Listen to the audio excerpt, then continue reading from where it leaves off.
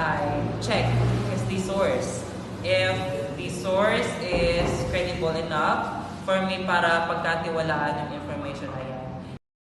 Yung information or certain kind of information aims to enlighten people or to inform people. Siyempre, magkakaroon yung mga mababasa o yung mga netizens natin na magkaroon pa ng iba pang research. Okay, unlike dun sa mga information na kung saan mali na nga o hindi na nga totoo, pero may aim pa na makasama or makasira ng reputasyon or imahe ng ibang tao. To inform or guide our students, we usually recommend or suggest different webpage or alternative site. Mag-guide sila and well-oriented sila na hindi lahat ng mga information is pwedeng kuha sa browser or sa internet. Inassess ko sila based on the news and syempre kung paano sinusulat yung news na yun, kung paano sila kinikreate. And next one is based on the information na nasa loob ng news. Strategy ko para ma-determine si real sa fake, una-una is yung source. Dapat si source nila ay credible.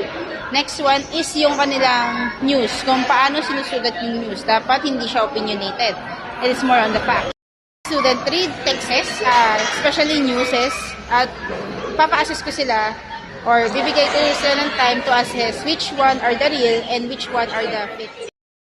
So that Pogo is a very toxic community wherein they're legalized to kill or parang ang toxic nila kasi pwede nilang saktan yung Filipinos na legal.